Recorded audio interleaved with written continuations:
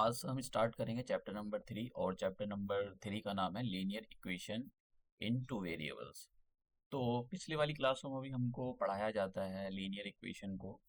ये linear equation होती क्या है, कैसे इनको सॉल्व किया जाता है, वो हम डिटेल से देखेंगे।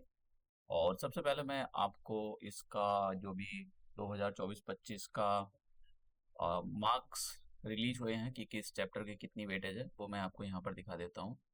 तो अगर आप यहाँ पर देखो तो और नंबर सिस्टम्स आपका 6 नंबर का है। मैंने ये जो नंबर सिस्टम के क्वेश्चन है इसको सॉल्व कराया है। और पिछले साल का जो सीबीएसई के क्वेश्चन है वे भी सॉल्व कराए हैं। हालांकि इतने भी बोर्ड के क्वेश्चन मैंने सॉल्व नहीं कराए। और एलजेब्रा हम ये पढ़ाई कर रहे हैं एलजेब्रा वाले की, और ये 20 मार्क्स का है। तो एलजेब्रा कोई एक चैप्टर नहीं है, एलजेब्रा के अंदर कुछ चैप्टरों को इंक्लूड किया गया है। और जिसके अंदर से एक पॉलिनोमियल था। मैंने आपको पॉलिनोमियल बताया पिछली वाली क्लास में। पॉलिनोमियल मैंने बस एनसीईआरटी के अकॉर्डिंग ज़्यादा बड़ा है नहीं। देखो मैं एनसीईआरटी पहले एनसीईआरटी को सॉल्व करवा रहा हूँ, फिर उसके बाद में मैं पिछले साल के जो बोर्ड के क्वेश्चन होंगे, जो भी सीबीएसई ने सैंपल और भी जो भी मटेरियल होगा, मैं वो सारे काफ़ी सारे सैंपल पेपर सॉल्व कराऊंगा। अभी इसलिए सॉल्व नहीं करा रहा हूँ मैं ज़्यादातर, क्योंकि इतना अच्छे से पढ़ाई भी नहीं हो रही। और बच्चों का जो है मई में कुछ का टेस्ट भी है, तो वो जनरली उससे ही पूछा जाता है एनसीईआरटी से। हाँ, अब जब कुछ टाइम में ये स्टार्ट कर देंगे, एनसीईआरटी जैसी कंप्लीट होगी हमारी पिछले साल की बोर्ड के क्वेश्चन हम कंप्लीट स्टार्ट करेंगे। तो जल्दी हम ये स्टार्ट करने वाले बोर्ड के कुछ वो जो मतलब सभी क्वेश्चन करेंगे, सैम्पल पेपर हो बोर्ड के और या फिर उसके क्वेश्चन जो पूछे गए हैं वो सब हम करते जाएंगे। मैं आपको पूरा पेपर सॉल्व नहीं कराऊंगा। जिस टॉपिक में जो क्वेश्चन आ रहा होगा, चाहे वो सीबीएसई का सैंपल पेपर हो या फिर सीबीएसई का क्वेश्चन हो, मैं उसको वहीं सॉल्व कराऊंगा। जैसे मैंने कुछ क्वेश्चन रियल नंबर्स के सॉल्व कराए थे। और अभी ज़्यादा मैंने लेक्चर अपलोड नहीं किए। पॉलिनोमियल्स का मैंने एक लेक्चर अपलोड, पॉलिनोमियल्स के दो एक लेक्चर अपलोड किए हैं, और यहाँ पर रियल नंबर्स के लेक्चर अपलोड किए हैं। रियल नंबर के अंदर मैंने पिछले साल के क्वेश्चन आपको सॉल्व कराए हैं, लेकिन पॉलिनोमियल्स के अंदर बस एनसीईआरटी कराई। तो आज हम ये देखेंगे, ये वाला जो हमारा चैप्टर ये जो है linear equation in two variables, linear equations in two variables आज हम देखेंगे। और ये जो चैप्टर है लीनियर इक्वेशन इनटू वेरिएबल, ये अलजेब्रा के अंदर आता है। तो जैसे मैंने कहा कि अलजेब्रा का जो वेटेज है वो 20 मार्क्स का है, लेकिन अलजेब्रा ऐसे नहीं कि कोई एक चैप्टर है। अलजेब्रा के अंदर कुछ चैप्टर इंक्लूड किए हुए हैं, तो उन सभी को मिलाकर हम अलजेब्रा बोलते हैं। अब देखिए हमारे सिलेबस में, आपको सिलेबस इसलिए दिखा रहा हूँ क्योंकि आपको ये पता होना चाहिए कि आपके सिलेबस में है क्या, आपको क्या पढ़ना है। क्योंकि तुम में से बहुत सारे लोग जो आर डी शर्मा पढ़ रहे होंगे या दूसरी प्राइवेट बुक को स्टडी कर रहे होंगे, तो आपको अपने सिलेबस को जो है ध्यान में रखना है। इसलिए मैं जब भी आपको कोई लेक्चर यहाँ पर अपलोड करूँगा, तो ये सिलेबस सबसे पहले बताऊंगा। तो हमारे यहाँ पर सिलेबस के अंदर ये 2025-26 का सिलेबस है, लेटेस्ट सिलेबस है। तो एक तो हमको ग्राफिकली सॉल्व करना है इन इक्वेशनों को। ठीक है, क्या होंगे भी मैं आपको बताऊंगा, और फिर उनको एल्जेब्रिकली भी सॉल्व करना है।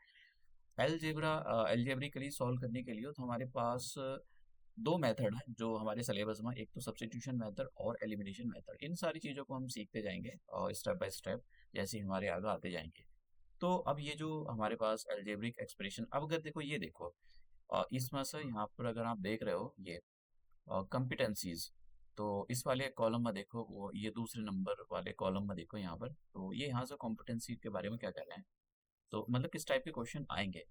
ये कह रहे हैं कि describes plotting the pair of the linear equations and graphically finding the solution, models and solve the contextualized problems using the equation simultaneous linear equation into variable. देखो मैं आपको यहाँ पर इस चैप्टर के अंदर कुछ चीजें बता देता हूँ। इस चैप्टर के अंदर दो तीन हर्डल है। एक हर्डल तो ये कि जो भी इंग्लिश में लिखा हुआ है, क्या वो आपको समझ में आ रहा है, सही सही समझ में आ रहा है या नहीं आ रहा है, नंबर वन। अगर जो भी लिखा हुआ है आप न उस वो जो भी लिखा हुआ है इंग्लिश में, आपने उसको ठीक से डी कोड किया है। जो भी क्वेश्चन लिखा हुआ है आपको सब पता है कि उसके अंदर इंग्लिश में क्या लिखा हुआ है। तो पहली प्रॉब्लम तो बच्चों के सामने यही आती है कि बच्चे क्वेश्चन को ठीक से डी कोड नहीं कर पाते।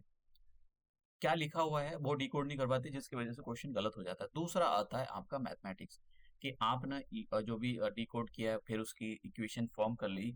इक्वेशन फॉर्म करने के बाद जो प्रॉब्लम आती है सॉल्व करना, कि उसको सॉल्व कैसे करें।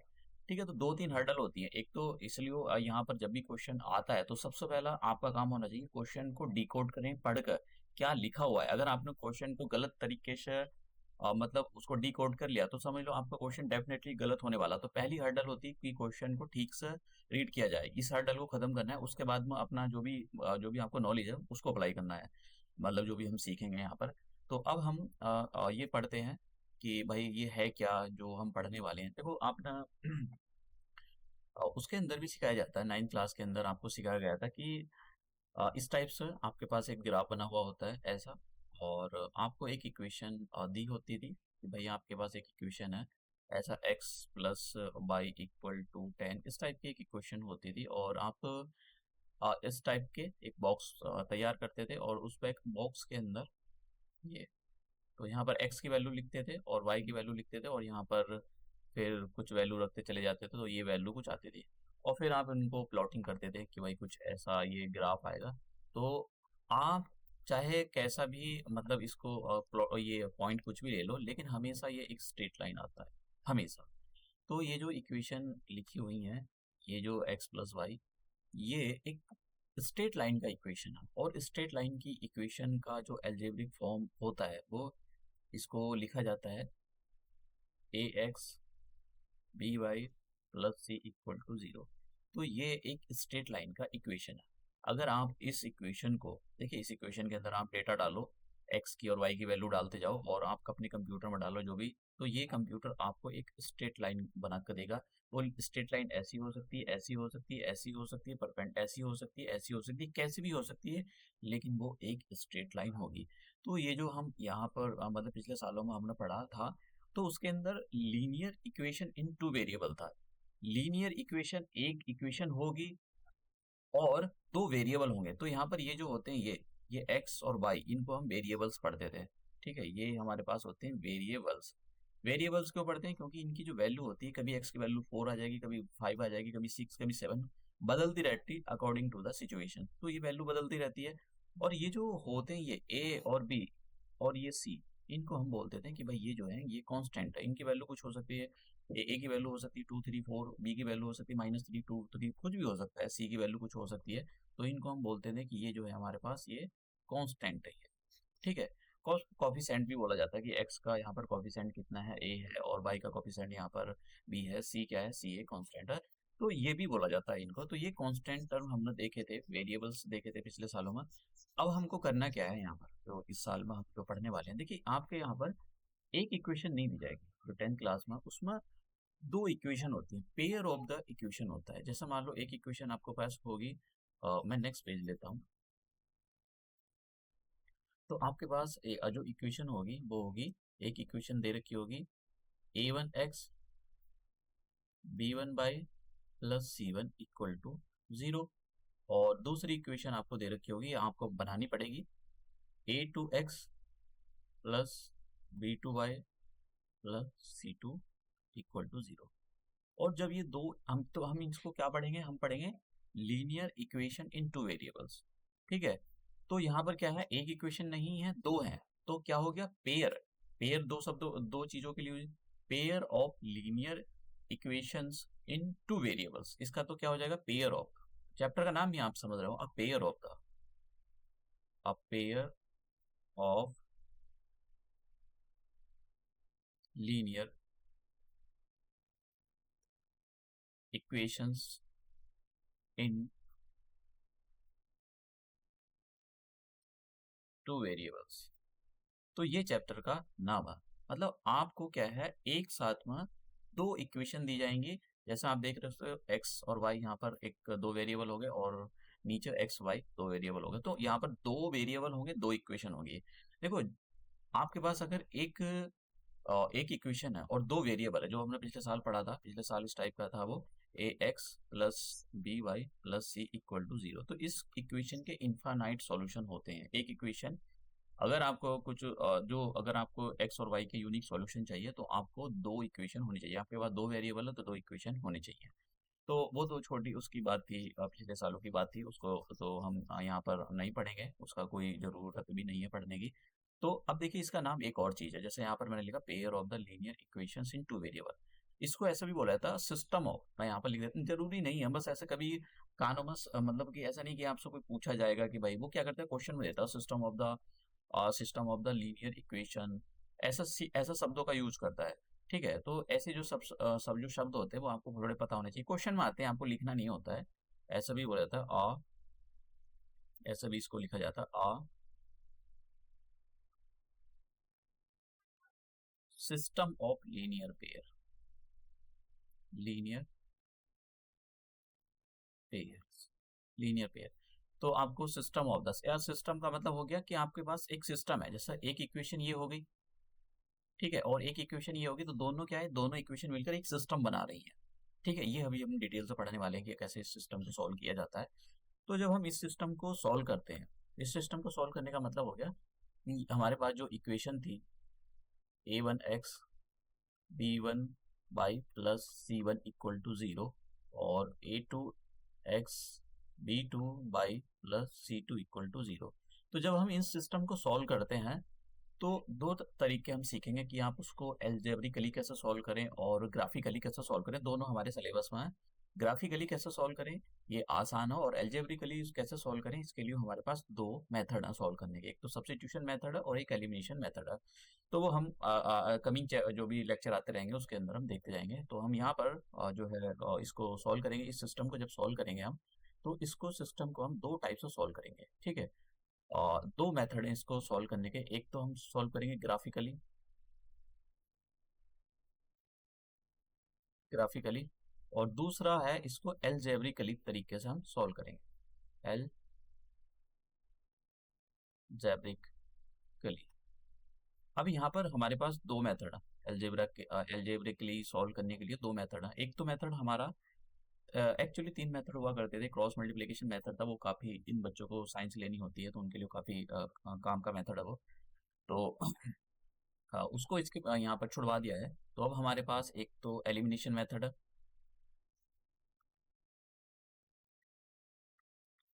एक तो एलिमिनेशन मेथड है और दूसरा सब्स्टिट्यूशन मेथड है।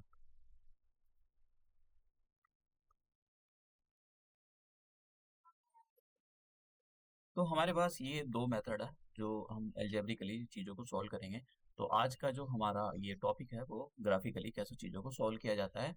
और देखेंगे कि भाई हम जो है वैसे कम ही चांस होते हैं कि ग्राफिकली, लेकिन दे देता है कभी कभी कि भाई आप ग्राफिकली भी उसको सॉल्व करें। अगर आ जाता है तो समझ जाना, तो क्वेश्चन ईजी है, फिर उसमें कुछ करने की जरूरत नहीं। आपको ग्राफ उसको प्लॉट करना पड़ेगा, और जो कि आपको पिछले टाइम से मतलब 8 क्लास से भी सिखाया जाता है, और 9 क्लास में भी सिखाया जाता है। तो ये हुआ। अब देखो यहाँ पर जैसे मैंने कहा कि आपके पास दो इक्वेशन गिवन होगी। अब ये समझने वाली बात है आपको, इस चैप्टर की मेन थीम है ये कि और जिन बच्चों को मैथमेटिक्स लेना होता है, आगे साइंस लेनी होती है, पीसीएम लेना होता है, उनके लिए बहुत काम की चीज़ है। जनरली बच्चे इसको यहीं छोड़ते हैं और रफा दफा कर देते हैं, और इसका यूज है। और अगर आप 11 क्लास में मैथ लेते हो, तो अगर आपके पास मान लो ये इक्वेशन है ए एक्स, दो इक्वेशन हम लेंगे system of the linear equation, b1 y plus c1 equal to 0 और a2x प्लस b2 y और c2 इक्वल टू 0। तो अगर आपने इन इक्वेशन को ग्राफिकली सॉल्व करा, ग्राफिकली बता रहा हूं मैं आपको, ग्राफिकली ग्राफिकली मतलब आप इनको ग्राफ पर प्लॉट कर रहे हो, तो देखो तीन सिचुएशन निकल कर आती है। केस नंबर वन, तीन केस से कुछ नहीं, तीन केस के सिवाय कुछ नहीं हो सकता है। तीन केस क्या तीन केस है, या तो ये हो सकता है कि ये जो इक्वेशन गई, जैसे मान लो आपने इसका, ये इसको मैं L1 दे देता हूँ, L1 और L2, मुझे बार बार लिखने से मैं बच जाऊंगा। आप L1 L2 दे सकते हो, ये L लाइन 1 और लाइन 2 का मतलब हो गया। तो ये जो मेरे पास लाइन 1 है और ये मेरे पास लाइन 2 है। तो आप यहाँ पर देखोगे एक केस में, मैं ये नहीं कह रहा कि केस नंबर 1 ही होगा, कुछ भी हो सकता है ये, बस इन तीन से सिवाय कुछ नहीं होने वाला। तो आप यहाँ देखोगे कि ये दो L1 और L2 एक पॉइंट पर कट कर रही है, ओनली वन पॉइंट। ठीक है, exactly they are intersecting exactly on one point. तो एग्जैक्टली वन पॉइंट पर कर रही है, exactly intersecting exactly at one point. ठीक है, ये बहुत काम की चीज है इस चैप्टर की, इंटरसेक्टिंग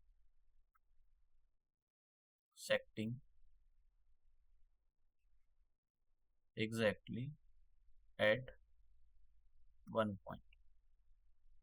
ठीक है, या तो उसकी पॉसिबिलिटी हो सकती है कि वो एक ही पॉइंट पर कट कर रहा हो, और जब दो इक्वेशन एक ही पॉइंट पर कट करती हैं तो उसको बोलते हैं कि इस इक्वेशन का एक सॉल्यूशन है, ऐसे बोलते हैं। इट हैज, ये जो linear equation of two variables, जो जो सिस्टम दे रखा है, दो इक्वेशन दे रखी है, तो इनका एक सॉल्यूशन होगा। इट हैज, इट का मतलब ये सिस्टम ऑफ लीनियर इक्वेशन, इस ये जो पूरा सिस्टम है, इसके लिए मैंने इट यूज किया है। इट के लिए कोई लाइन वन और लाइन टू के लिए मैं इट यूज नहीं कर रहा हूँ, इस पूरे सिस्टम को हम लीनियर को बोलते हैं system of the linear equation. It has, इसको ऐसे भी लिखा जाता है, अगर इसका एक ही पॉइंट पर कट कर रही है तो इसको बोलते हैं it has one, only one solution. ठीक है, ओनली वन सॉल्यूशन, इसका केवल एक ही सॉल्यूशन। ठीक है, या फिर इसको ऐसा भी इसको लिखा जाता है, जो बहुत ज्यादा फेमस शब्दों का यूज होता है, it has unique solution. Unique शब्द ज्यादा जो है यूज होता है, यूनिक सॉल्यूशन। यूनिक का मतलब एक ही सॉल्यूशन है जो यूनिक है, ये कहीं नहीं मिलता है। तो इस ज्यादा ये जो लाइन है, इस टाइप का आपको जो आप अगर अलग अलग बुक स्टडी कर रहे हो तो आपको इस टाइप की जो है ये ऐसी डेफिनेशन वो मिल सकती है। अभी मैं आपको बताऊंगा कि मतलब क्या है डिटेल्स, ऐसा नहीं कि मैं ये सारी चीजें यहीं खत्म कर रहा हूँ। थोड़ा सा आपको किताबों में अलग तरीके से पढ़ाया जाता है, जो भी मैं आपको यूज होने वाली चीजें हैं मैं आपको यहाँ पर बताता जा रहा हूँ। अब केस नंबर वन में तो ये हो सकता है कि भाई ये जो है intersecting exactly one point, it has only one solution, और इसको हम ऐसे भी बोल सकते हैं कि ये जो है यूनिक सॉल्यूशन, इसका एक ही सॉल्यूशन है इसका। ठीक है, अब दूसरा केस क्या हो सकता है? दूसरा केस ये हो सकता है कि अगर आपने इन दो लाइन को सॉल्व किया, ग्राफिकली बता रहा हूं मैं यहाँ पर, तो अब सॉल्व जब करोगे तो ये हो सकता है कि ये जो लाइन है, जैसे मान लो आपने एक लाइन, मैंने आपको यहाँ पर L1 लाइन दे देता हूँ, जैसे मैंने L1 लाइन ड्रॉ करी है और दूसरी लाइन भी ड्रॉ कर ली, दूसरी लाइन भी ड्रॉ कर ली, तो ये हो सकता है कि L1 लाइन के ऊपर ही L2 लाइन चढ़ी बैठी हो, L2 लाइन चढ़ी बैठी, आप समझ रहे हो?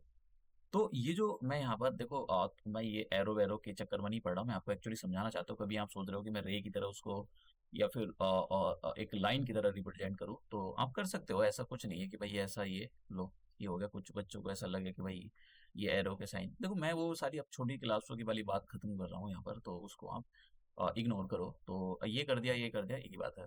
तो अगर नहीं करा तो अब भी ठीक है, ऐसा नहीं कि आपके मार्क्स कट जाएंगे, वो आपके मार्क्स जो काटने से बेवकूफ़ है, वो इसलिए बैठा हुआ है कि आपने छोटी छोटी गलती करी इसलिए मार्क्स काटेगा। तो उनको भी पता होता है, स्पेशली इंस्ट्रक्शन दी जाती है उनको कि बच्चों के मार्क्स नहीं काटना। अब कोई बच्चा बिल्कुल ही खराब कर रहा है तो बिल्कुल ही उसने शुरू से लेकर आखिर तक एकदम कबाड़ कर दिया तो उसके मार्क्स कटते हैं फिर। लेकिन छोटी छोटी गलतियों को इग्नोर किया जाता है, और स्पेशली उनको इंस्ट्रक्शन दी जाती है टीचरों को जो आपकी कॉपी चेक करती है। तो अब आप देखो यहाँ पर कि जो लाइन वन है और लाइन टू है, ये दोनों एक दूसरे के ऊपर बैठी हुई है। लाइन वन लाइन टू के ऊपर है, या लाइन टू लाइन वन के ऊपर है। तो इस केस में मतलब दूसरा केस ये हो सकता है, देखो पहला केस मैंने बताया कि दो लाइन एक दूसरे के एक यूनिक पॉइंट पे इंटरसेक्ट करेंगी, तो उस केस में बोलते हैं कि उनका यूनिक सॉल्यूशन है या एक ही सॉल्यूशन है। अब इस केस में अगर आप देख रहे हो तो एक लाइन दूसरी लाइन के ऊपर चढ़ी बैठी है, तो इसको बोलते हैं कोइंसाइड, को इंसिडेंट बोल देते हैं, को इंसिडेंट। सुपर इम्पोज भी बोल सकते हैं इसको, कि सुपर इम्पोज का मतलब होता है किसी एक चीज के ऊपर दूसरी चीज कंप्लीटली उसको कवर कर लेती है। जैसे एक चीज है ये, इसके ऊपर ठीक दूसरी चीज चढ़ी बैठी है, तो इसको बोलते हैं सुपर इम्पोज, पूरी तरह से कवर कर लेना। तो कोइंसिडेंट इसको बोल देते हैं कि भाई जो है यहाँ पर एक लाइन को इंसाइड हो रही है, तो इसको यहाँ पर अब देखिए, हाँ अब देखिए यहाँ पर अगर आप देख रहे हो तो कोई कहेगा तो इसके तो कितने सॉल्यूशन हो गए, अगर आपसे पूछा जाए इसके सॉल्यूशन बताइए आप कितने हो गए, तो कोई कहेगा एक ही पॉइंट पर कट कर रही, कोई कहेगा 2 3 4 5 6 7 8 9 10 11 50 100 2000 3000 करोड़ 2 करोड़ 3 करोड़। तो ये जो लाइन है, एक लाइन दूसरी लाइन को कितने पॉइंट पर एक दूसरे को इंटरसेक्ट, इंटरसेक्ट शब्द यूज नहीं करेंगे, कितने सॉल्यूशन होंगे इनके, तो आप बोलोगे बहुत सारे सॉल्यूशन हो गए। कोई कहेगा एक सॉल्यूशन होगा, इस पॉइंट पर इंटरसेक्ट कर रही है। अगर आप देखो तो इस एक लाइन दूसरी लाइन के ऊपर जब भी सुपर इम्पोज कर रही हो, कोइंसाइड कर रही हो, तो उनके इन्फानाइटली मैनी सॉल्यूशन होते हैं। तो हम यहाँ पर क्या बोलते हैं कि ये जो दो लाइन है एक दूसरे को सुपर इम्पोज कर रही है, कोइंसाइड कर रही है, और इनके जो सॉल्यूशन होते हैं इसको बोला जाता है कि इनके जो सॉल्यूशन होते हैं वो कैसे होते हैं, सॉल्यूशन। तो इसके सॉल्यूशन को क्या बोला जाता है, इसके सॉल्यूशन को बोला जाता है कि इट का मतलब जो pair of the linear equation था, जो सिस्टम था, उसके लिए it has many solution, it has many, infinitely many solution. Many solution आपने लिख दिया या इन्फाइनाइटली मैनी सॉल्यूशन वो है, तो इन्फाइनाइटली सब ज्यादा यूज किया जाता है, इन्फाइनाइटली मैनी सॉल्यूशन। तो यहाँ पर इन्फाइनाइटली मैनी सॉल्यूशन, इन इन्फाइनाइटली मैनी सॉल्यूशन। क्यों? क्योंकि इसके बहुत सारे सॉल्यूशन। ठीक है, तो ये आपको समझ में आ गया। अभी मैं इस पर कंडीशन भी बताऊंगा आपको, इसका एक चार्ट बनवाऊंगा जो कि बहुत काम का चार्ट है। तो ये अभी समझते चले जाओ कि भाई इन्फाइनाइटली सॉल्यूशन क्या होता है, क्योंकि ये अभी हो सकता है कि आपको कुछ समझ में ना आ रहा हो, मैं क्वेश्चन सॉल्व कराऊंगा तो धीरे धीरे ये समझ में आएगा। तो इन्फाइनाइटली सॉल्यूशन। अब तीसरा केस क्या हो सकता है? Case number 3। तो केस नंबर 3 ये हो सकता है कि भाई अगर आपके पास ये इक्वेशन लिखी हुई है a1x और b1y plus c1 equal to 0, एक इक्वेशन ये, और दूसरी a2x b2y plus c2 equal to 0। तो हम इसको एक सिस्टम बोलते हैं कि भाई ये जो एक सिस्टम है linear equation in two variable का, तो हम इसको ऐसा बोल देते हैं system of the linear equation. बस ये ऐसे शब्दों का यूज कर लेते हैं, कहीं कहीं साइमल्टेनियसली भी लगा रहता है, तो ऐसा कंफ्यूज होने की कोई जरूरत नहीं। तो अगर आप इसको सॉल्व करो तो आप देखोगे सॉल्व करने से, तो जैसे मैंने आपको बताया था एक केस में तो दो लाइन एक दूसरे को इंटरसेक्ट कर सकती हैं, और दूसरे केस में ये बताया था कि एक लाइन दूसरी लाइन के ऊपर सुपर इम्पोज या कोइंसाइड कर सकती है। अब तीसरा केस ये है कि ये हो सकता है कि एक लाइन, जैसे मान लो कि ये लाइन है, इसको मैंने L1 दिया रखा है कि ये लाइन जो है L1 है, ये लाइन L1 है, और ये जो लाइन है इसको मैंने L2 दे रखा है, ये जो दूसरी लाइन है। तो ये हो सकता है कि L1 जो है L2 के पैरेलल हो। L1 जो है L2 के, मैं यहाँ पर फ्री हैंड से बना रहा हूँ तो थोड़ा सा आपको लगेगा कि ये ऐसे L1 जो है L2 के पैरेलल, मतलब इनके बीच में जो ये कभी नहीं मिलेंगे एक दूसरे को, जैसे दो रेल की पटरियां होती हैं एक दूसरे के पैरेलल होती है, वो एक दूसरे को कभी नहीं करती है। तो ऐसे, तो इस केस में क्या हो रहा है, इस केस में दो लाइन कभी एक दूसरे को इंटरसेक्ट नहीं करती है। तो जब एक दूसरे को इंटरसेक्ट ही नहीं करते तो क्या आप बोलोगे उनके सॉल्यूशन, फिर बोलेंगे हम उनका कोई भी सॉल्यूशन नहीं है। तो ये जो सिस्टम है, इस केस में इस सिस्टम का कोई भी सॉल्यूशन नहीं होता है, इट हैज नो सॉल्यूशन। ठीक है, तो जब नो सॉल्यूशन, तो दो लाइन, जब दो लाइन, दो लाइन अगर आप ग्राफ ड्रॉ कर रहे हो एक दूसरे के पैरेलल है, तो उसको बोलते हैं हम नो सॉल्यूशन। और मतलब बात एक ही होती है लेकिन अलग अलग तरीके से बोली जाती है, तो हम ये भी बोलते हैं कि दो लाइन पैरेलल होंगी, two line, two lines are parallel to each other. तो ये होता है कि L1 जो है वो पैरेलल है किसके, L2 के। तो तीन केस हैं ये। ठीक है, इन्हीं तीन केस को हम जो है स्टडी करेंगे। यही तीन केस हो, ऐसा नहीं है कि भाई और सर कोई केस होते, तीन तीन ही पॉसिबिलिटी निकलती हैं, तो इन्हीं को हम स्टडी करेंगे। अब देखो एल्जेब्रिकली कैसा रिप्रेजेंट किया जाता है, अब मैं आपको वो सॉल्व करके दिखाता हूँ। तो हम यहाँ पर अपना एक क्वेश्चन लेते हैं, जैसे ये है, मैंने यहाँ पर एनसीईआरटी के एग्जाम्पल लिए हैं कैसे इसको सॉल्व किया जाता है। मैं ये सारी चीज़ें बताऊंगा कि भाई ये इज कंसिस्टेंट क्या है क्या नहीं है, तो ये सारी चीज़ें मैं आपको बताऊंगा, कि ऐसा नहीं कि मैं ये आपको छुड़वा रहा हूँ। चलो ठीक है, ये बता ही देता हूँ। तो वो चलो बता देता हूँ, यहाँ पर इसके अंदर मैं ग्राफ बनवा देता हूँ, यहाँ पर बार बार बनवाता रहूंगा ये, जिससे आपको पता हो, क्योंकि यहाँ से क्वेश्चन आते हैं। देखो जब भी आप ये जो लीनियर इक्वेशन है, लीनियर इक्वेशंस, देखो मैं बस लीनियर इक्वेशंस ही यूज करूंगा यहाँ पर, पेयर और system of the linear equation use नहीं करूंगा, बार बार लिखना पड़ता है। तो ये जो सिस्टम होता है, system of the linear equation का, ये दो टाइप का होता है। या तो इसको हम बोलेंगे कि ये सिस्टम जो है कंसिस्टेंट है, कंसिस्टेंट, या फिर बोलेंगे इस सिस्टम को कि ये सिस्टम जो है इनकंसिस्टेंट। देखिए ये जो दो इक्वेशन दे रखी हैं, मैंने आपको पीछे लिख कर दिखाया था। जैसे दो, एक इक्वेशन ये थी a1x b1y, मैं यहाँ पर लिख देता हूँ, इसको इधर लिखता हूँ जरा।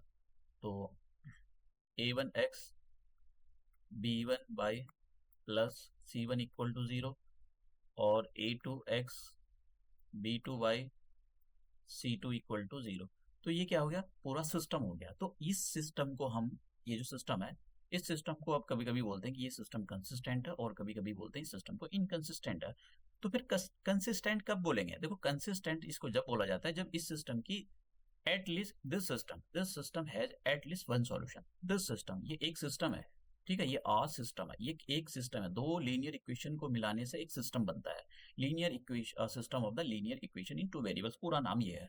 तो तो इस ये जो सिस्टम है, तो इस सिस्टम को कंसिस्टेंट का बोलते हैं इफ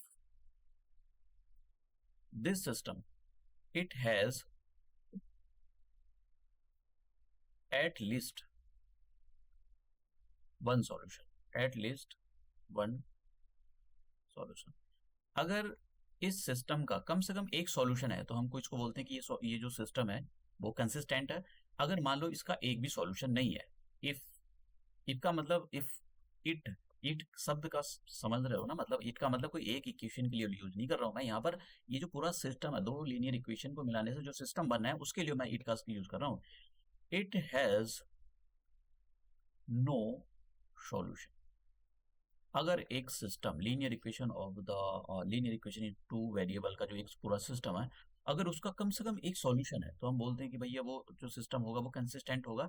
अगर उसका एक भी सॉल्यूशन नहीं है, क्या सॉल्यूशन नहीं है भी मैं आपको बताता हूँ, पीछे बता भी रहा हूँ, तो उसको बोलेंगे इनकंसिस्टेंट। अब देखो, क्या सॉल्यूशन, एक सॉल्यूशन मिनिमम होना चाहिए, दो होने चाहिए, क्या मतलब है इनका? देखो ये कह रहा है कि भाई अगर आपके पास एक लाइन है, एक लाइन है, एक लाइन ये L1 है और दूसरी लाइन L2 है। अगर ये कम से कम एक पॉइंट पर तो यहाँ कट कर रही है, ये हो सकता है। तो या ये भी हो सकता है, अगर आपने एक लाइन बनाई L1 और आपने एक दूसरी लाइन और बना दी, लेकिन कंडीशन ये होगी कि दोनों की दोनों लाइन एक दूसरे के ऊपर सुपर इम्पोज कर रही है, एक दूसरे के ऊपर चढ़ी बैठी हैं। तो यहाँ पर क्या हो जाएगा, जो पहला वाला केस था ये वाला, इसको मैं ए दे देता हूँ। इसमें क्या हो गया, इसमें एक ही पॉइंट पर कट कर रही है, ये वाला जो पॉइंट है।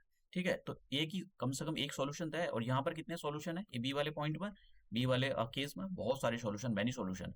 तो हम क्या बोलते हैं यहाँ पर, only one solution, only one solution, या फिर इसको ऐसा बोल लेते हैं unique solution, unique solution. Solution यहां पर क्या है, बहुत सारे सॉल्यूशन, ठीक है, many solution, many many solution, infinitely many solution लगाओ। तो आपके यहाँ पर जो किताब है उसमें इनफाइनाइटली नहीं लगाया, कोई दिक्कत नहीं, इनफाइनाइटली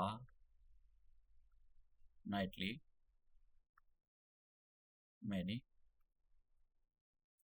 सॉल्यूशन। तो देखो ये जो मैं यहाँ दिखा रहा हूँ, ये जो है ग्राफिकली है, कि आप ग्राफिकली जब रिप्रेजेंट करोगे तो ऐसा आएगा, ऐसा आएगा। अब इसकी कंडीशन है, कंडीशन क्या है, अगर मान लो कोई सॉल्यूशन, कोई कंडीशन जो होती है, अगर आपको एल्जेब्रा कली किसी देखना है, देखो एक तो सिस्टम हो गया कि भाई आप उसको प्लॉट करो फिर चेक करो क्या दो लाइन एक दूसरे को इंटरसेक्ट कर रही हैं। तो ये तो बड़ा, मतलब बड़ा सा थोड़ा काम ज़्यादा हो जाता है। लेकिन अगर आपको ये चेक करना हो बिना ग्राफ के प्लॉट किए हुए, आपको ये चेक करना हो कि दो, उनका एक यूनिक सॉल्यूशन होगा नहीं होगा, तो हम क्या काम करते हैं, इस वाली कंडीशन से, ये जो कंडीशन है, कंडीशंस, ये कंडीशंस है, अगर मुझको ये चेक करना है कि जो दो इक्वेशन दे रखी है, linear equation of the two variables, उनका सॉल्यूशन यूनिक है, मतलब एक ही सॉल्यूशन, तो उसका चेक करने का तरीका ये है कि A1/A2 is not equal to B1/B2। इसका मतलब ये हुआ कि आप A1/A2 एक रेशो निकालो, B/B2 दूसरा रेशो निकालो, दोनों इक्वल नहीं आ रहे होंगे। तो आप समझ जाना, अगर ये ऐसा है तो, ऐसा अगर है तो आप बोलोगे कि भैया उनके यूनिक सॉल्यूशन। आपको फिर वो ग्राफ पर रिप्रेजेंट करके ये देखने की जरूरत नहीं कि वो जो लाइन है एक दूसरे को इंटरसेक्ट कर रही है या नहीं कर रही है। आप ये जो एल्जेब्रिकली मैंने लिखा है, इसको ऐसा चेक किया जाता है, ये सारी चीजें सीखेंगे हम यहाँ पर। तो ये मैंने यहाँ पर बी केस पे आ जाते हैं, तो बी केस में अगर आपको ये चेक करना हो कि भाई एल्जेब्रिकली कि बी केस में कि भाई जो वो जो इक्वेशन होगी उनके कितने सॉल्यूशन होंगे, तो उसका भी यही तरीका होता है कि आप क्या काम करो, A1/A2 equal to B1/B2 equal to C1/C2। तो अगर आपको, ये कंडीशन है, ये कंडीशन है, अगर आपको चेक करना है देखो, अगर आपको ये चेक करना है कि ये जो भी दो इक्वेशन है उनके, या तो उसको दो टाइप से चेक कर सकते हो। एक तो या तो आप उसको प्लॉट करो और फिर ऐसा कुछ आएगा तब बोलोगे आप कि भाई उसके जो सॉल्यूशन है इनफाइनाइट है। लेकिन आपको अगर आप प्लॉट नहीं करना है, शॉर्टकट में देखना होता है, तो फिर आप इस कंडीशन का यूज करते हो। A1/A2 एक रेशियो निकालो, B/B2 दूसरा रेशियो निकालो, C/C2 तीसरा रेशियो निकालो, और फिर तीनों रेशियो इक्वल आने चाहिए। तो अगर तीनों रेशियो इक्वल है तो तब आप बोलोगे कि उनके जो सॉल्यूशन है वो कैसे हैं, इनफाइनाइटली मैनी सॉल्यूशन। अब अब देखो, ये जो, अब समझो यहाँ पर, अगर एक सॉल्यूशन है या बहुत सारे सॉल्यूशन है तो ऐसे सिस्टम को बोलते हैं कंसिस्टेंट। तो जब भी कंसिस्टेंट शब्द आएगा तो याद रखना, या तो ये कंडीशन होगी या ये कंडीशन होगी, और ये जो ग्राफिकली कंडीशन है और ये जो एल्जेब्रिकली कंडीशन है, तो उसमें से कंसिस्टेंट सॉल्यूशन के लिए एक सॉल्यूशन होना जरूरी है। एल्जेब्रिकली हम ऐसे सॉल्व करते हैं। ये यहाँ पर मैनी सॉल्यूशन है तो उसको फिर ऐसे सॉल्व करके देखते हैं, ये हम सब सीखेंगे। अब मान लो कोई सिस्टम इनकंसिस्टेंट है। इनकंसिस्टेंट का मतलब क्या हो गया, कि उसका एक भी सॉल्यूशन नहीं है। भाई इनकंसिस्टेंट होने का मतलब क्या हो गया, कि उसका एक भी सॉल्यूशन नहीं है। और जब एक भी सॉल्यूशन नहीं है तो उसका क्या मतलब निकलता है, उसका मतलब ये निकलता है कि दो लाइन, अगर एक लाइन ये L1 है और ये एक दूसरे को कभी भी नहीं कट करेंगी, ये L2 है, तो मतलब क्या हुआ। देखो, इनकंसिस्टेंट जब भी एक सिस्टम इनकंसिस्टेंट होता है तो उसका मतलब ये होता है कि दो लाइन पैरेलल एक दूसरे को कभी कट नहीं करेंगी। आप समझ रहे हो। तो दो लाइन एक दूसरे को कभी कट नहीं करेंगी, यही हमारे पास एक इसका अब कैसे दो इसको बोलेंगे, दो लाइन पैरेलल है। L1 is parallel to L2। और इसका जो तरीका होता है वो यहाँ पर इसको मैं वो कैसे इसको ऐसे लिख लेते हैं, ऐसे लिखते हैं, two lines are parallels, two lines are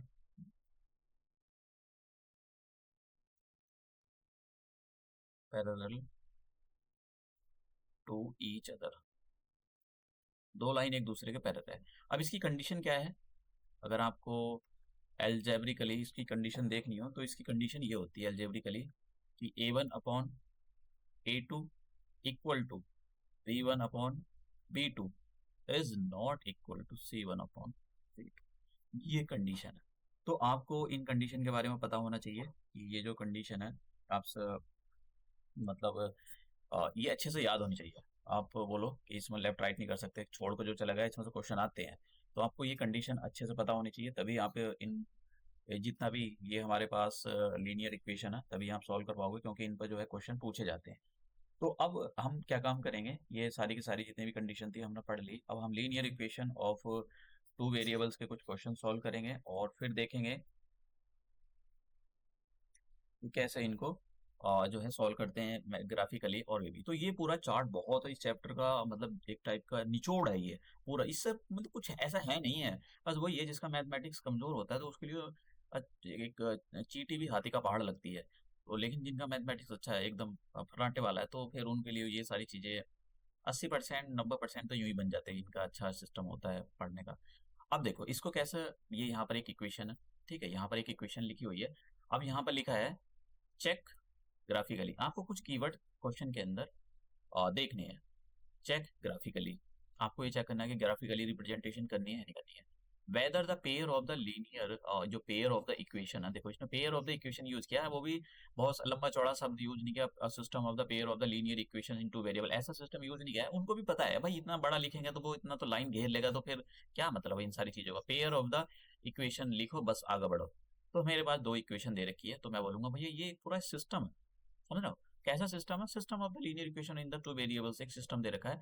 is consistent, क्या ये कंसिस्टेंट है। तो कंसिस्टेंट होने के लिए दो चीज है, या तो एक पॉइंट पे कट करे या फिर एक लाइन दूसरे लाइन के ऊपर जो है सुपर इम्पोज करे, कोइंसाइड करे, तो हम बोलेंगे तब ये कंसिस्टेंट होगा। तो हम ये हमको if so solve them graphically, और ग्राफिकली आपको सॉल्व करना है। तो मैं ये यहाँ पर ये इक्वेशन ले रहा हूँ और इसको ग्राफिकली सॉल्व करूंगा। कैसे सॉल्व किया जाता है ग्राफिकली, फिर बताऊंगा कि ये कंसिस्टेंट है या इनकंसिस्टेंट है, कैसा है।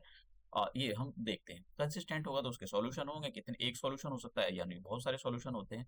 तो सबसे पहले आपको करना क्या है, आपको एक टेबल बना लेना है। ज़्यादा मुश्किल काम मुझे नहीं लगता है कि ये कोई ज़्यादा मुश्किल काम है। तो यहाँ पर मैं नेक्स्ट पेज पे एक टेबल बना लेता हूँ। पहले तो मैं यहाँ पर इक्वेशन लिख लेता हूँ। तो पहला इक्वेशन आपको गलत नहीं लिखनी है, तो x+3 y इक्वल टू 6। तो हम क्या काम करते हैं,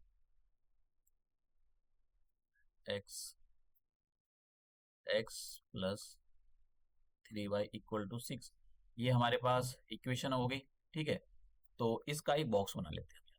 ठीक है, इस इक्वेशन ये एक बॉक्स बना लेते हैं, क्योंकि यहाँ पर हम कुछ ये हमने किया हुआ है, ऐसा नहीं कोई नहीं किया, नई चीज़ है, ये हमने किया हुआ है। एक हमने ये बॉक्स बनाया, दूसरी इक्वेशन को हम यहाँ लिख लेते हैं। तो दूसरी इक्वेशन क्या है, 2y माइनस 2x माइनस, तो दूसरी इक्वेशन है 2x minus 3y equal to, तो equal 2x minus 3y equal to 12। तो ये हमारे पास दूसरी इक्वेशन, इसका भी हम एक ग्राफ वो बना लेते हैं, बॉक्स बना लेते हैं। और ज़्यादा बनाने की हम वो नहीं करेंगे, मैं इसको थोड़ा सा बड़ा बना लेता हूँ। ये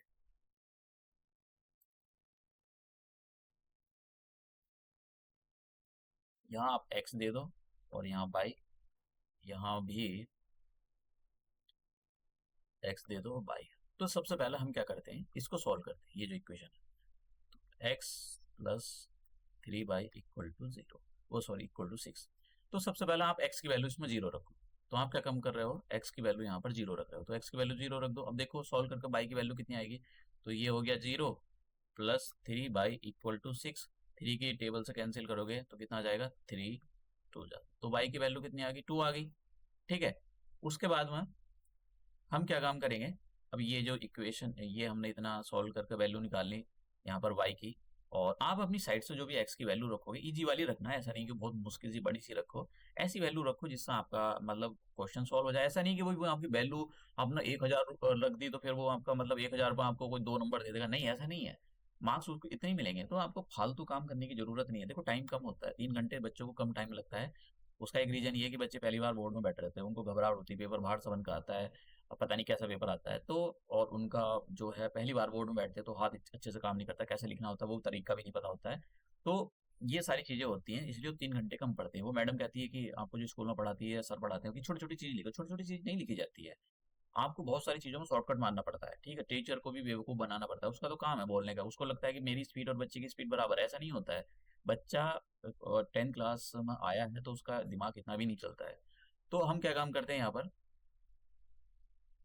अब बाई की वैल्यू रख ले, बाई की वैल्यू यहाँ पर 0 रख लेते हैं। जो हमारे पास इक्वेशन है x plus 3y equal to 6, अब इसके अंदर हम बाई की वैल्यू 0 रख लेते हैं। तो बाई की वैल्यू 0 रखो, तो देखो x की वैल्यू कितनी आ जाएगी, तो x की वैल्यू जैसे y देखो यहाँ पर ये मुझे लगता है कि सबको समझ में आ गया होगा, 3 × 0 इक्वल टू 6। तो x की वैल्यू कितनी आ गई, यहाँ पर 6 आ गई। तो x की वैल्यू कितनी आ गई, 6 आ गई। अभी हम रिप्रेजेंट करेंगे, पहले जरा वैल्यू निकाल लेते हैं कितनी वैल्यू आ रही है, उसके बाद में यहाँ देखते हैं। तो इसके यहाँ इसमें भी यही कर लेते हैं, जो हमारे पास ये 2x minus 3y equal to 12। तो हम क्या करते हैं, यहाँ पर x की वैल्यू एक बार 0 रख लो, ज़्यादा बड़ी वैल्यू रखने की जरूरत नहीं होती। तो देखो ये कितना बन जाएगा, 2 × 0 माइनस 3y इक्वल टू 12, और ये पूरा 0 हो गया तो कितना बचा, माइनस का 3y इक्वल टू 12। इससे कैंसिल कर लो, तो यहाँ पर y की वैल्यू कितनी आ जाएगी, -4। तो जब आपने x की वैल्यू 0 रखी तो y की वैल्यू कितनी आ गई, -4।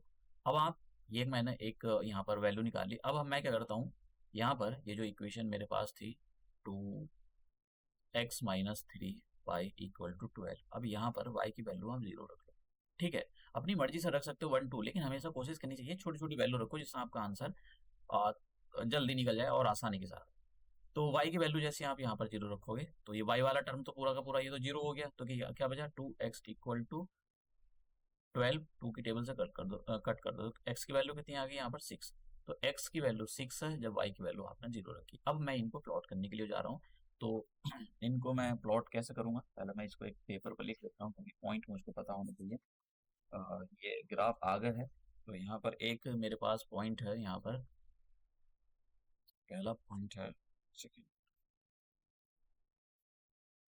ठीक है। तो एक पॉइंट है मेरे पास यहाँ पर 0,2, और दूसरा पॉइंट है 6, ये।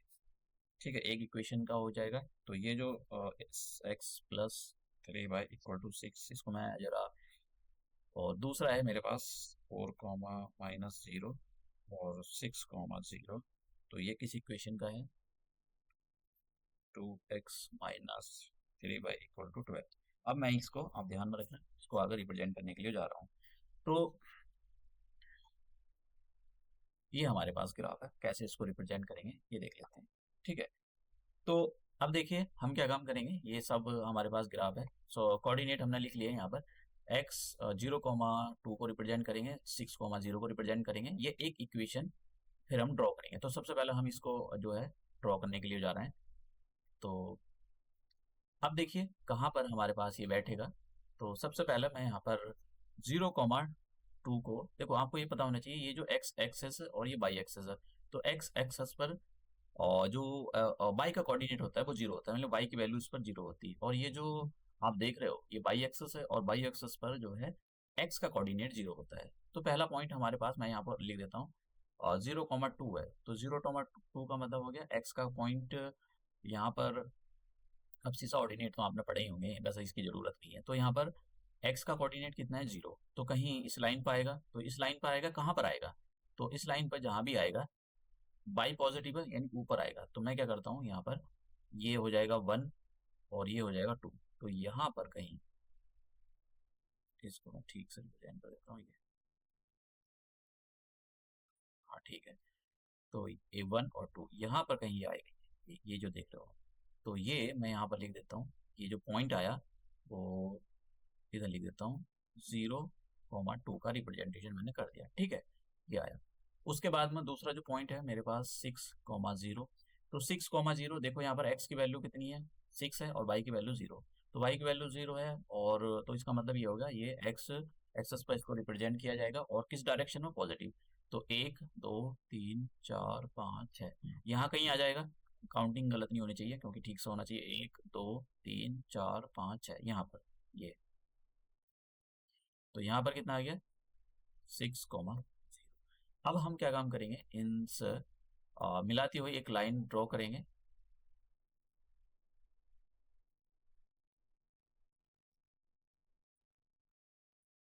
सेकेंड,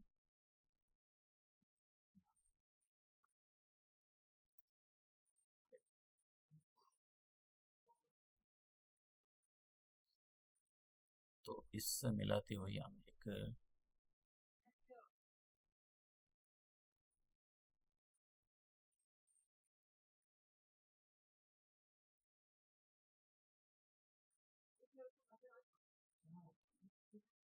इसको, और ये थोड़ा सा मुश्किल हो जाता है।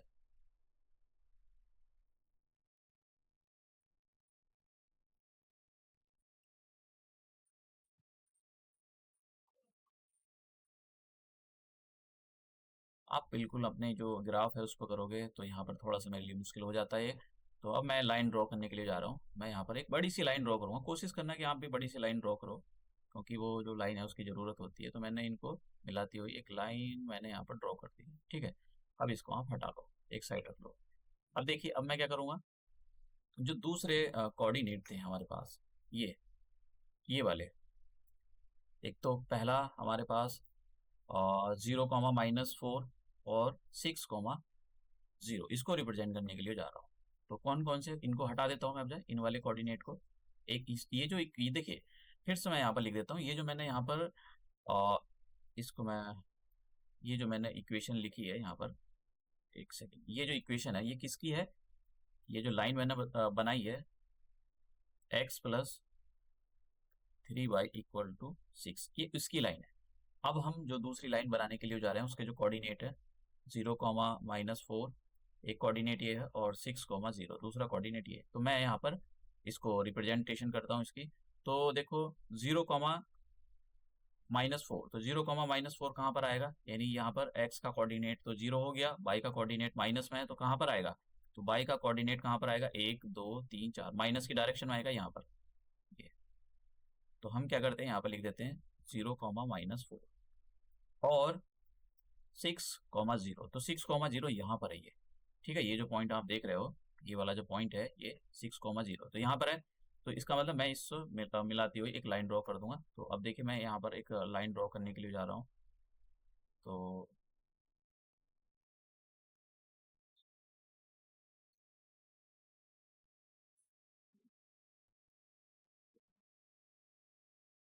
एक सेकंड, ये इसमें थोड़ी सी दिक्कत तो रहती है, ये सारी चीज़ें जो होती हैं।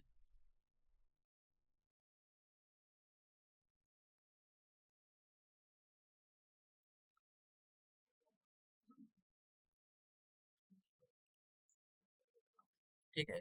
तो मैं यहाँ से एक लाइन ड्रॉ कर देता हूँ। तो मैं ये लंबी सी लाइन थोड़ी ड्रॉ कर दूंगा। तो देखिए मैं यहाँ पर एक लंबी सी लाइन जो है इन दो पॉइंटों को मिलाते हुए लंबी सी लाइन ड्रॉ कर दूंगा। तो ये मैंने लाइन ड्रॉ कर दी। तो ये जो लाइन आई, ये जो लाइन मैंने यहाँ पर ड्रॉ करी, तो ये इसका इक्वेशन क्या है, लिख दो इसका इक्वेशन। इसका इक्वेशन है यहाँ पर let's say ये इसका इक्वेशन है 2x-3y = 12। तो ये जो आप देख रहे हो ना, एक पॉइंट पे इसने इंटरसेक्ट किया है। आप देखो यहाँ एक ही पॉइंट पे इंटरसेक्ट किया है ये। तो क्या आप बोल सकते हो ये जो सिस्टम है, देखो क्वेश्चन उसने एक ही पॉइंट पर यहाँ पर उसने सॉल्व किया है, वो सॉरी इंटरसेक्ट किया है किस पॉइंट पर, 6,0 पर।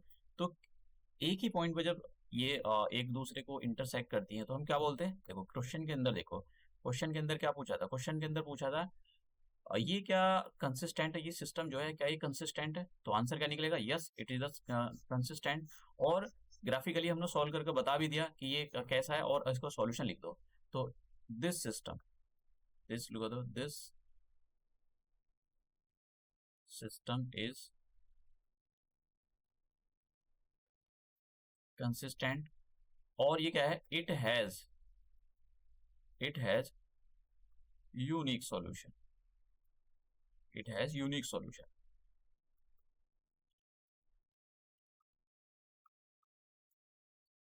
और सॉल्यूशन भी आप बता सकते हो। तो सॉल्यूशन क्या है इसके, सॉल्यूशन जो है इसका अगर आप देखो, इसका जो सॉल्यूशन है, सॉल्यूशन क्या है 6,0, 6,0 पर ये जो एक दूसरे को इंटरसेक्ट कर रही है लाइन। तो यहाँ पर देख लो ये 6,0 है, तो यही इनका सॉल्यूशन है, यूनिक सॉल्यूशन।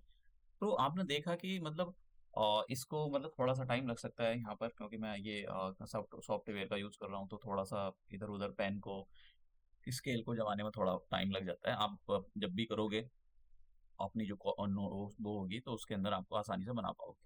तो अब देखते हैं हम, हमारे पास ये एक क्वेश्चन है, तो इस क्वेश्चन को भी ऐसे ही सॉल्व करना है। तो उसने क्या बोला है यहाँ पर graphically find whether the following pair of the equation has no solution, comma, देखो यहाँ देखो उसने क्या बोला है, आपको ग्राफिकली का मतलब आपको ऐसा रिप्रेजेंट करना पड़ेगा जैसे मैंने बताया। ग्राफिकली, ये देखिए graphically pair of the has no solution, unique solution या इनफाइनाइटली मैनी सॉल्यूशन, आपको बताना पड़ेगा।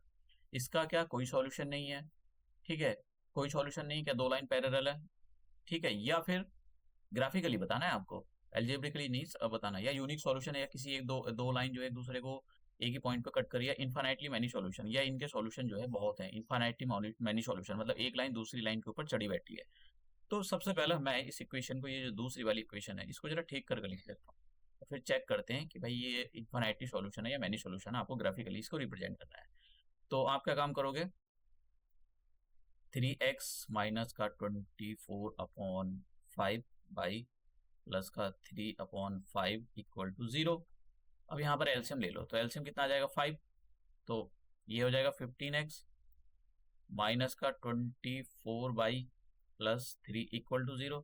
5 0 में चला जाएगा तो कितना आ जाएगा 15x माइनस का 24/+3 = 0। ऊपर से 3 कॉमन ले लो, ठीक है, क्योंकि कोशिश करनी चाहिए कि आप जो है इक्वेशन को अच्छे से सॉल्व करो, और कॉमन वगैरह ये आपको अच्छे से लेना आना चाहिए, क्योंकि आपका काम आसान हो जाएगा, वरना बड़े बड़े सॉल्यूशन देगा फिर वो। तो 5x माइनस का 8y प्लस का 1 = 0, 3 को 0 में भेज दो तो कितना बच जाएगा 5x माइनस का 8y प्लस 1 = 0। तो देखो यहाँ पर क्या आ गया, हमारे पास आ गया 5x माइनस का 8y प्लस 1 = 0। अब पहली वाली इक्वेशन देखो, ये इक्वेशन नंबर 2 आगे सॉल्व करके, और इस वाली इक्वेशन को देखो, ये जो लिखी हुई है यहाँ पर 5x माइनस 8y प्लस 1। अब देखो यहाँ पर क्या, दोनों में क्या डिफरेंस है। अब आप कहोगे दोनों तो सेम है, बिल्कुल सेम है, तो इसका मतलब क्या हुआ, जब दो इक्वेशन सेम होती हैं तो उनके जो सॉल्यूशन होते हैं वो बहुत सारे सॉल्यूशन होते हैं, एक इक्वेशन दूसरी इक्वेशन के ऊपर चढ़ी बैठी है। अगर आप पहली वाली इक्वेशन का ग्राफ बनाओगे तो दूसरी का ग्राफ बनाओगे तो दोनों का ग्राफ सेम आएगा, और एक इक्वेशन दूसरी इक्वेशन के ऊपर सॉल्व मतलब चढ़ी बैठी होगी, तो इसको बोलते हैं हम unique sorry infinitely many solution. तो इसके सॉल्यूशन कैसे होंगे, इनफाइनाइटली मैनी सॉल्यूशन होंगे, लेकिन आपको तो ग्राफ के थ्रू आपको इसको समझाना पड़ेगा। तो समझाना कैसे पड़ेगा मैं आपको बता देता हूँ। मैं यहाँ पर इक्वेशन लिख लेता हूँ यहाँ पर इक्वेशन मुझको, जिस आप एक सेकेंड, अब हम क्या करते हैं, इसके थोड़े से वो निकाल लेते हैं यहाँ पर, एक पेज ले लेते हैं, और मैं यहाँ पर 5x-8y+1 हुई है, तो इसका मैं यहाँ पर ये ले लेता हूँ। ठीक है, ये मैंने बॉक्स बना लिया, दोनों इक्वेशन एक ही है, दोनों के एक ही जैसे सॉल्यूशन आएंगे, मतलब एक ही जैसे सॉल्यूशन का मतलब इन्फाइनाइटली मैनी सॉल्यूशन। तो यहाँ पर x की वैल्यू रखो, यहाँ पर y की वैल्यू। तो इस इक्वेशन के अंदर ये जो 5x-8y+1 तो यहाँ पर आप x की वैल्यू 0 रखो।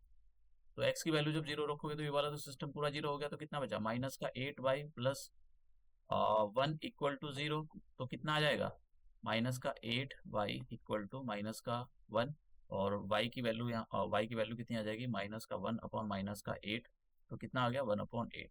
तो जब मैंने यहाँ पर वैल्यू कितनी रखी, जब मैंने यहाँ पर वैल्यू रखी 0, तो इसकी वैल्यू कितनी आई, 1/8। उसके बाद में आप एक हमारे पास यहाँ पर कोऑर्डिनेट आ गए। अब दूसरा, इस इक्वेशन के अंदर हम y की वैल्यू 0 रख लेते हैं। तो y की वैल्यू जब 0 रखोगे तो ये वाला पूरा 0 हो गया, तो कितना बचा, 5x+1 = 0। तो यहाँ पर x की वैल्यू कितनी आ जाएगी, -1/5। आप दूसरी वैल्यू भी रख सकते हो, तो मैंने जब y की वैल्यू 0 रखी तो इसकी वैल्यू कितनी आ गई, -1/5। ये हमारे पास सॉल्यूशन आ गया। जब आप इनको देखो, जब इनको ये जो दोनों के यही आएंगे, क्योंकि दोनों इक्वेशन अलग नहीं है, एक ही है, भले से उसने उसने मॉडिफाई फॉर्म में लिखी हुई है। तो आप यहाँ पर जब देखोगे, मैं तो आप जो है इसमें जब रिप्रेजेंटेशन करोगे कहीं, तो 0,8 पर, तो देखो 0,8 की रिप्रेजेंटेशन करनी है यहाँ पर, 0,8। तो मैं यहाँ पर कोऑर्डिनेट लिख देता हूँ जरा साइड में। यहाँ पर हमको लिखना है 0,1/8, और एक तो इसको रिप्रेजेंट करना है, दूसरा है हमारे पास -1/5 और 0। तो देख लेते हैं यही था क्या हमारे पास। तो हाँ ठीक है, -1/5 एक 0। अब देखो कहाँ रिप्रेजेंट करेंगे, देखो जरूरी नहीं कि एग्जैक्टली नंबर आपको होल नंबर ही मिले, कभी कभी सिचुएशन ऐसी होती है कि आपको फ्रैक्शन की फॉर्म में आ जाती है। तो देखो इसको कहाँ रिप्रेजेंट करोगे, तो ये कहाँ पर आएगा, 0,1/8, 0,1/8। तो x की वैल्यू 0 है, तो ये y पर होता है, तो 1/8। तो लगभग ये मैं यहाँ पर अगर आपको दूं, तो ये कहीं यहाँ पर ही, ठीक है, यहाँ पर आएगा ये, एग्जैक्टली लाइन पर तो नहीं आएगा, मैं थोड़ा सा इसको यहाँ पर नीचे, ये यहाँ पर आएगा। और -1/5, तो -1/5 का मतलब कहाँ पर आ जाएगा, -1/5। तो -1/5 यहाँ पर आ जाएगा, तो 1 तो नहीं है, 1 से आप स्केल बड़ा भी कर सकते हो, ऐसा नहीं कि भाई छोटा सा ही स्केल आपने ले लिया है, आप बड़ा भी कर सकते हो। तो 1 तो यहाँ पर है, और इसके छोटे से पार्ट का क्या मतलब हो गया, वो यहाँ पर है कहीं यहाँ। तो इनसे मिलाती हुई एक लाइन ड्रॉ कर दो, ठीक है, इनसे मिलाती हुई हम एक लाइन ड्रॉ करते हैं। और जब दूसरी लाइन भी यही आएगी, तो मैं यहाँ पर कलर कोडिंग का यूज करूंगा, जिससे दोनों लाइन का जो है थोड़ा सा डिफ्रेंशिएशन हो जाए, अलग से मतलब दिखाई दे जाए कि भाई ये जो लाइन है और ये दूसरी जो लाइन है वो अलग है। तो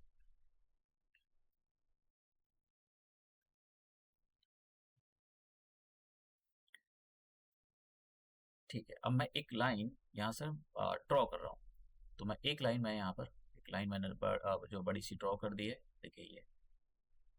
तो ये जो लाइन मेरे पास आई, ये किसकी है, ये जो लाइन है यहाँ पर, ये इस वाली लाइन का इक्वेशन है, ये जो लिखा था 5x-8y+1।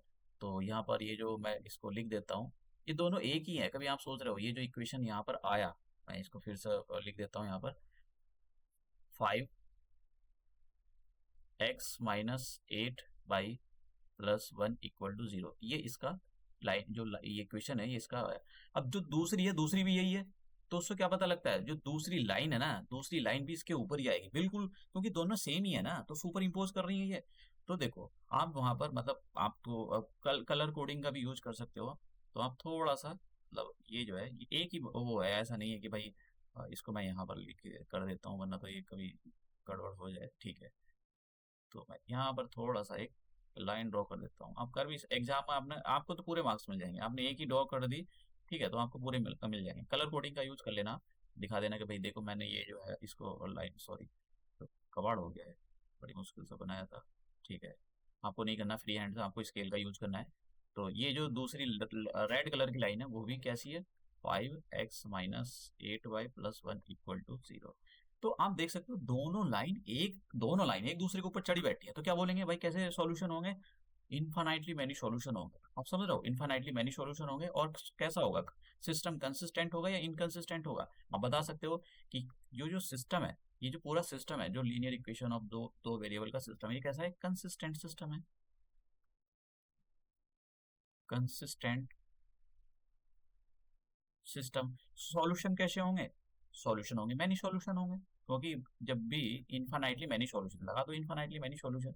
ठीक है, it has infinitely many solution. It has, इसका मतलब ये सिस्टम इट हैज इनफानाइटली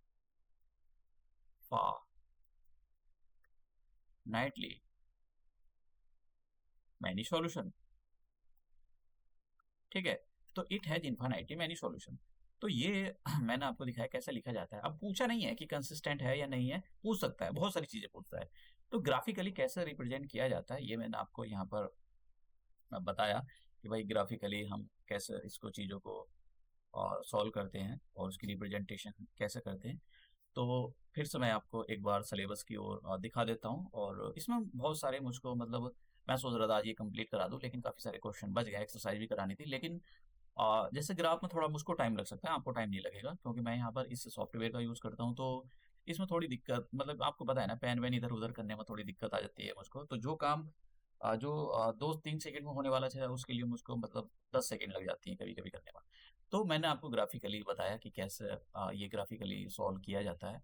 और अब लेक्चर में कोशिश करूँगा कंटिन्यूअसली आते रहें, क्योंकि प्रॉब्लम ये होती है, मेरी भी क्लासेस चलती हैं, मेरे को भी अलग अलग जगह पढ़ाना पड़ता है, अलग अलग। तो थोड़ा सा टाइम मेरे लिए मुश्किल हो जाता है। मैं कोशिश करता हूँ, लेकिन मैं अब कोशिश करूँगा पूरी की टाइम पर सारी की सारी जो आपकी ये है पूरा रोज एवरीडे एक लेक्चर आए, पिछले साल के क्वेश्चन। और ये यहाँ पर आप सिलेबस देख सकते हो कि आपके यहाँ पर कंसिस्टेंसी इनकंसिस्टेंटी कैसे सॉल्यूशन होंगे ग्राफिकली है। और कैसे, हाँ, इस चैप्टर के लिए मैं एक और चीज़ बोलूँगा भाई, केस स्टडी के पॉइंट ऑफ व्यू से ये चैप्टर काफ़ी इंपॉर्टेंट है। तो केस स्टडी यहाँ से आ सकती है। मैं आपको दिखाऊंगा कि केस स्टडी कैसी पूछी जाती है, मतलब सॉल्व कराऊंगा, दिखाने का मतलब नहीं है कि भाई कैसे जो है वो केस हिस्ट्री बना लेता है। और इसका वेटेज मैंने आपको बताया 20 नंबर का वेटेज है यहाँ पर एलजेब्रा का। एलजेब्रा के अंदर बहुत सारे टॉपिक हैं, जैसे कि क्वाड्रेटिक इक्वेशन भी है, तो हम देखेंगे क्वाड्रेट पोलिनोमियल भी था, linear equation in two variable, quadratic, और तो हम ये सारी चीज़ें देखेंगे। तो ये लेक्चर जो है हम यहीं इसको समाप्त करते हैं। और जितने भी मेरे जो पीपीटी या पीडीएफ होते हैं उसको मेरे टेलीग्राम चैनल पर आपको ये सारी चीज़ें मिल जाएंगी। तो ये लेक्चर हम यही समाप्त करते हैं और मिलते हैं अपने नेक्स्ट लेक्चर में।